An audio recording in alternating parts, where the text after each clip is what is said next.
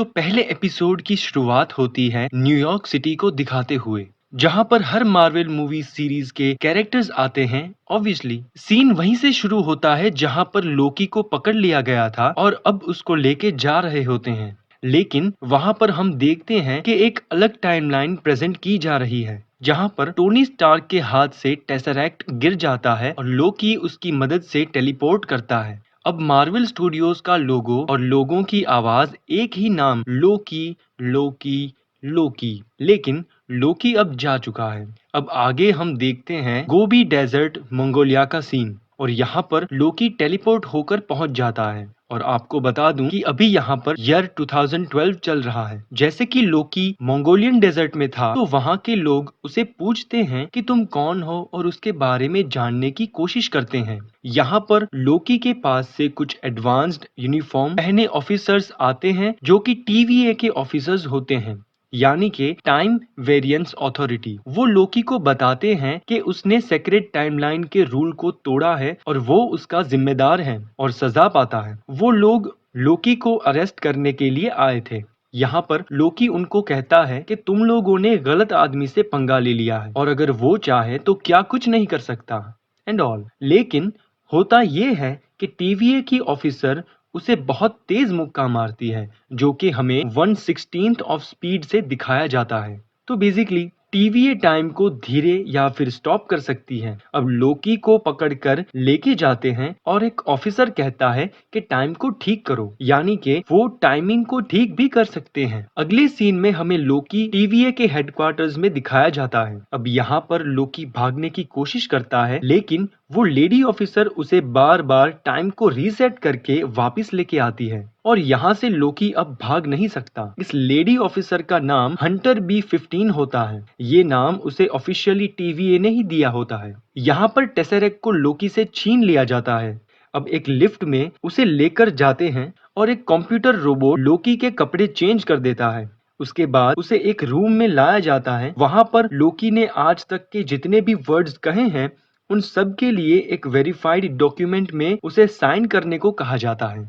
आगे लोकी को एक और वेरिफिकेशन से गुजरना पड़ता है, जहां पे उसको कंफर्म करना है कि वो रोबोट नहीं है, और उसको भी वेरीफाई करके पास कर देता है। ऑब्वियसली आगे एक रूम में उसको कहा जाता है कि जाके टिकट ले लो। फिर आगे टीवी में लोकी को मिस मिनट नाम के कार्टून को दिखाया जाता है और टीवीए कैसे एग्जिस्टेंट में आया उसकी जानकारी भी उसको दी जाती है। दरअसल आज से बहुत सालों पहले मल्टीवर्सेस में टाइमलाइन बनती और बिगड़ती रहती थी, जिसका कारण वहां पर होती लड़ाइयां थी। जब यहाँ पर टाइमलाइन फ्लक्चुएट होती रही, तो उस वक्त 3 टाइम कीपर्स निकल कर आए, जिन्होंने सब कुछ सॉर्ट आउट किया और एक सेक्रेड टाइमलाइन बनाई जिसे सबको फॉलो करना है। और जो भी इस सेक्रेड टाइम को तोड़ने की कोशिश करता है, उसे टीवीए पनिश करता है।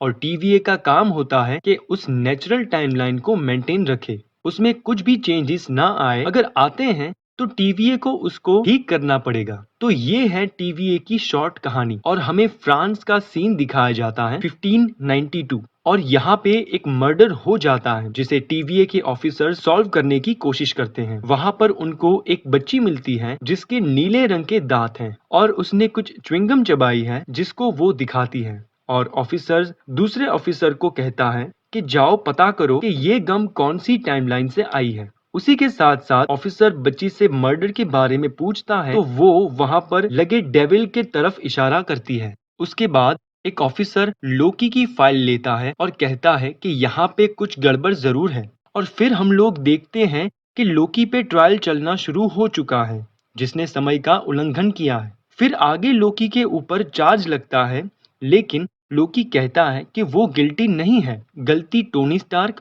और एवेंजर्स की है, क्योंकि वहां पर दो दो टोनी स्टार्क मौजूद हैं। लेकिन वहां पर मौजूद जज उसे कहती है कि तुम ही गिल्टी हो, क्योंकि तुमने टेसरैक्ट को लेकर दूसरे टाइमलाइन में टेलीपोर्ट किया और सेक्रेट टाइमलाइन को बिगाड़ा। अब लोकी यहाँ पर अपनी पावर्स का इस्तेमाल नहीं कर सकता है। फिर जज उसको वहां पर रीसेट होने की सजा देती है।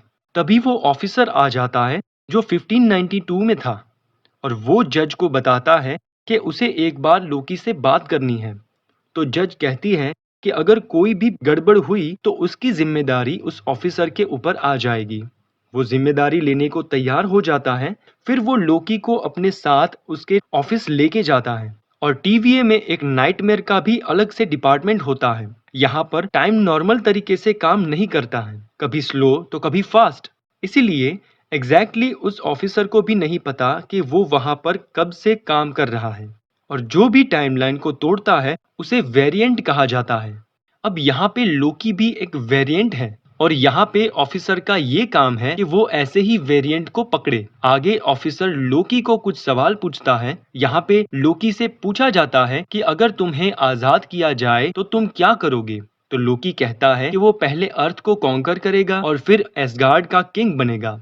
फिर धीरे धीरे सब कुछ कॉन्कर करता जाएगा। तो ऑफिसर वापस पूछता है कि तुम स्पेस के किंग नहीं बनना चाहते। तो लोकी कहता है कि वो सभी जगह का किंग बनना चाहता है। तो ऑफिसर पूछता है कि अगर तुम हर जगह के किंग बन गए तो फिर आगे क्या करोगे। लोकी कहता है कि किंग बनने के बाद वो लोगों को फ्रीडम देगा। फिर ऑफिसर उसे पास्ट में किए गए सभी गुनाहों को दिखाता है और फिर पूछता है कि ये सब करके तुम्हें क्या मिलता है। आगे हम एक और सीन देखते हैं जिसमें लोकी फ्लाइट में से पैसे लेकर फरार हो गया था। तो लोकी ने बेसिकली पास्ट में काफी गलती की है। आगे ऑफिसर उसे उसका फ्यूचर दिखाते हैं और कहता है कि अगर उसने टाइमलाइन को ना तोड़ा होता तो उसकी मॉम ना मरती। और लोकी उसकी माँ से काफी क्लोज होता है और ये बात सहन नहीं कर पाता। उसे बहुत गुस्सा आता है। लोकी ऑफिसर पर हमला करता है लेकिन वापस टाइम ट्विस्टर की वजह से अपनी जगह पर आ जाता है और कहता है कि तुम्हारी किस्मत में यही है कि तुम हमेशा गलत ही करोगे। और उसकी वजह से कुछ लोग हीरो बन जाते हैं। ऑफिसर का इशारा इस बार एवेंजर्स की तरफ था।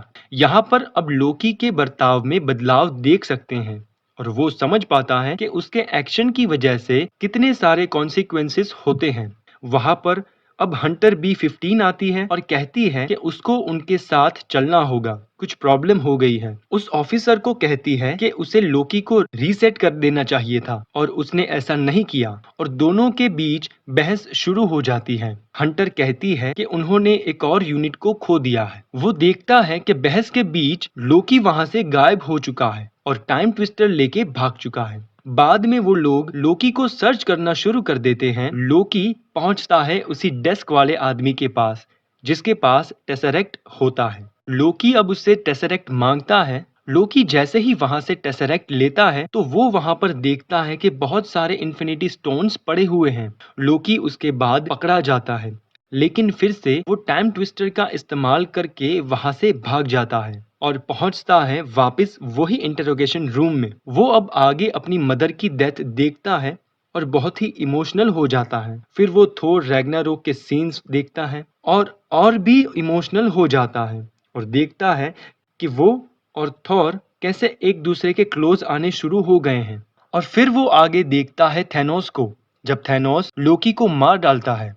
यहाँ पर लोकी बहुत घबरा जाता है और फिर स्क्रीन पे लिखा आता है कि एंड ऑफ फाइल, मतलब कि लोकी अपने आप का एंड देख लेता है। फिर वो हंसने लगता है कि उसने जो नई टाइमलाइन शुरू की है उसमें वो जिंदा है। आगे हंटर आती है और उसे लड़ना शुरू कर देती है लेकिन लोकी उसी टाइम ट्विस्टर का इस्तेमाल करके बार बार हंटर को उसी जगह पर लेके आता है और अपने गले में जो पट्टा था वो भी अब हंटर के गले में बांध चुका होता है। आगे वो ये सोचता है कि यहाँ से भागने का कोई मतलब ही नहीं है क्योंकि यहाँ पे कोई भी टेसरेक्ट या फिर अनंत मणि काम ही नहीं करते हैं। अब वो उस ऑफिसर से पूछता है कि कोई ऐसा तरीका है जिससे वो ओरिजिनल टाइमलाइन में जा सके। ऑफिसर उसे कहता है कि ऐसा अब नहीं हो सकता, लेकिन उसे एक काम ऑफर करता है कि उसके आदमियों को कोई मार रहा है और ये पता लगाने में वो ऑफिसर की मदद करे। लोकी पूछता है कि वो उसकी मदद क्यों करे। तो ऑफिसर यहाँ पे उसे कहता है कि जो वो वेरिएंट है वो कोई और नहीं बल्कि तुम हो। आगे हम 1858 की टाइमलाइन देखते हैं जो कि सलाइना ओक्लाहोमा की होती है और यहाँ पे टीवीए के ऑफिसर्स पहुंचते हैं उसी वेरिएंट को पकड़ने के लिए। लेकिन उस वेरिएंट ने प्लान किया होता है कि जैसे ही वो लोग यहाँ पे आएंगे वो वहां पर घास में तेल डाल के आग लगा देगा। वहां पर एक बड़ी आग लगती है और सारे ऑफिसर्स मर जाते हैं और यहीं पे एपिसोड खत्म हो जाता है।